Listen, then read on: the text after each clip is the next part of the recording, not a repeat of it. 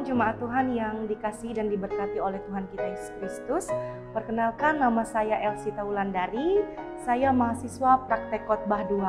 Pada saat ini kita akan bersama-sama mendengarkan serta merenungkan kebenaran firman Tuhan yang diambil dari Injil Lukas pasal yang ke-6 ayat yang ke-27 hingga ayat yang ke-36 dengan judul perikop Kasihilah Musuhmu.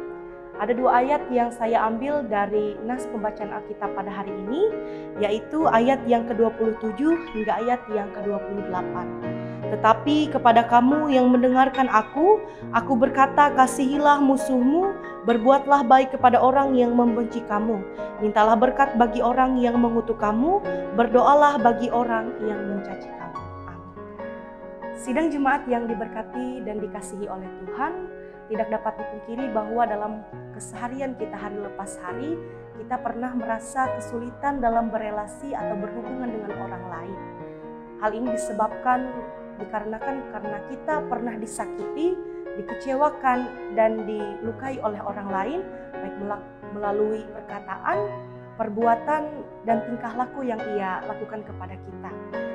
Sidang jemaat yang diberkati oleh Tuhan, di dalam kehidupan kita hari lepas hari, kita mungkin pernah berada dalam keadaan yang merasa sulit untuk berelasi atau berhubungan dengan orang lain. Hal ini mungkin disebabkan karena kita pernah merasa sakit hati, kecewa, bahkan disinggung oleh orang lain melalui perkataan, perbuatan, dan tingkah lakunya yang dia lakukan kepada kita. Ketika hal ini terjadi, maka akan terasa sulit bagi kita untuk memulihkan hati kita. Tak jarang ketika hal ini terjadi akan menimbulkan permusuhan dan permasalahan di dalam kehidupan kita. Berbicara tentang musuh, secara umum yang kita mengerti, musuh sebaiknya kita hindari, kita jauhi dari kehidupan kita. Namun Tuhan Yesus memerintahkan kepada kita untuk mengasihi musuh kita. Bagaimana kita bisa mengasihi musuh kita sedangkan ia telah melukai hati kita? Jangankan mengasihi musuh, mengasihi orang yang ada di sekitar kita kadang juga sulit untuk kita lakukan. Jadi bagaimana kita bisa mengaplikasikan perintah Tuhan yang diberikan kepada kita? Ada satu cerita Alkitab, yaitu ada satu tokoh yang sangat terkenal karena kebesaran hatinya dan kasihnya. Dia adalah Yusuf, yang pada saat itu ia adalah anak kesayangan dari ayahnya dan ia sangat diistimewakan oleh ayahnya. Oleh karena itu dia dibenci oleh saudara-saudaranya yang iri hati. Ia diperlakukan dengan tidak adil, ia disiksa, ia dibuang ke Mesir, lalu dipenjarakan di sana. Secara manusia sangatlah pantas dan wajar jika Yusuf marah dan ingin membalas dendam kepada orang-orang yang telah melukainya, kepada saudara-saudaranya yang sudah berbuat jahat kepadanya. Namun apa yang dilakukan oleh Yusuf? Dia tetap mengasihi dan mengampuni saudara-saudaranya.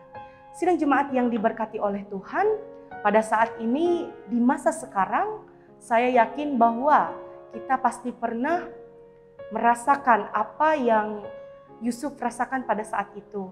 Mungkin di antara kita pernah disakiti, dihina, dilukai oleh orang-orang yang kita kasihi. Tentu hal itu akan membuat kita merasa marah, kecewa, dan sakit hati. Namun mari kita melihat dari teladan Yusuf, dengan kebesaran hatinya, ia memberikan maaf kepada saudara-saudaranya yang sudah berbuat jahat kepada kita. Kita dan Yusuf adalah sama-sama manusia biasa. Namun Yusuf dengan kebesaran hatinya tetap mengasihi saudara-saudaranya. Begitu juga dengan kita boleh merasa marah, kecewa, namun kita harus tetap memaafkan dan mengampuni saudara-saudara kita yang berbuat salah kepada kita. Sidang jemaat yang diberkati oleh Tuhan, hal mengampuni bukanlah hal yang mudah untuk kita lakukan. Mengasihi musuh bukanlah hal yang mudah dilakukan, bukanlah hal yang mudah diucapkan oleh bibir. Namun jika kita yakin dan mau berani untuk mengampuni, mengasihi musuh kita, orang yang telah menyakiti hati kita, maka kita pasti bisa melakukannya. Sulit bukan berarti kita tidak mampu. Namun ketika kita yakin dan mau berani untuk mengampuni orang yang sudah melukai hati kita, maka Tuhan Yesus akan menolong kita untuk bisa melakukan hal tersebut. Sulit bukan berarti kita tidak mampu untuk melakukannya. Terkadang kita terlalu overthinking sehingga membuat kita takut untuk mengampuni orang lain. Sidang jemaat yang diberkati oleh Tuhan, jadi bagaimana caranya kita untuk bisa mengasihi dan mengampuni orang yang berbuat salah kepada kita, yaitu dengan memiliki hidup yang penuh dengan kasih. Seperti Yesus yang memiliki kasih yang sejati. Kasih yang sejati adalah kasih yang tanpa syarat. Kasih agape adalah kasih yang walaupun, bukan kasih yang karena atau kasih yang asalkan. Bagaimana contoh kasih yang walaupun? Kasih yang walaupun adalah aku tetap mengasihi engkau walaupun engkau berbuat jahat kepadaku. Aku tetap mengasihi engkau walaupun engkau tidak mengasihi aku. Jadi bagaimana kasih yang karena dan kasih yang asalkan?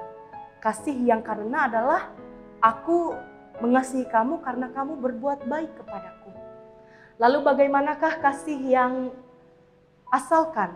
Kasih yang asalkan adalah kasih aku mau mengasihi kamu asalkan kamu berubah menjadi yang lebih baik. Sidang jemaat yang diberkati oleh Tuhan, jikalau kasih itu menuntut, maka tuntutlah diri kita sendiri, bukan menuntut orang lain. Tuhan mengasihi kita tanpa syarat. Kita dikasihi walaupun kita dalam keadaan yang berdosa. Tuhan Yesus berkata bahwa kita harus mengasihi musuh dan berbuat baik terhadap mereka, berdoa untuk mereka meskipun mereka melakukan yang sebaliknya terhadap kita. Sidang jemaat yang diberkati dan dikasihi oleh Tuhan, perbuatan baik kita terhadap orang lain bukan didasarkan atas perbuatan orang lain yang dilakukan kepada kita.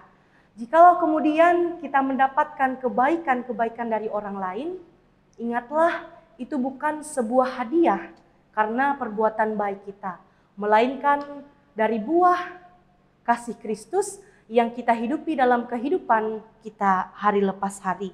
Maka sidang jemaat yang diberkati oleh Tuhan, siapkah kita untuk mengasihi orang yang berbuat salah kepada kita, yang telah menyakiti hati kita? Tuhan Yesus memampukan dan menguatkan kita sekalian. Selamat melakukan firman Tuhan, selamat melanjutkan aktivitas pada saat ini. Tuhan Yesus memberkati kita sekalian. Amin. Sidang jemaat yang diberkati oleh Tuhan, mari kita bersatu di dalam doa. Kita berdoa. Tuhan Allah Bapa kami yang bertata dalam kerajaan sorga, kami mengucap syukur Tuhan atas berkat dan kebaikan yang Engkau berikan kepada kami.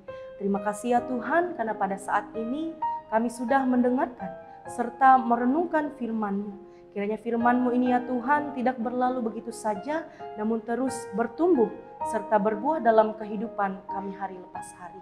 Ya Tuhan, ajarkanlah kami untuk selalu berpegang teguh kepada Engkau. Ajarilah kami untuk selalu merindukan kebenaran-kebenaran firman-Mu, karena itu adalah pedoman bagi kami menjalani kehidupan kami hari lepas hari. Ya Tuhan, pada saat ini kami akan melanjutkan aktivitas kami. Kiranya Tuhan memberkati aktivitas kami supaya boleh berjalan dengan lancar seturut dengan kehendak Tuhan. Kami serahkan seluruh kehidupan kami ke dalam tangan Tuhan. Inilah hidup kami ya Tuhan, inilah doa dan pengucapan syukur kami. Kami berdoa dan mengucap syukur. Amin.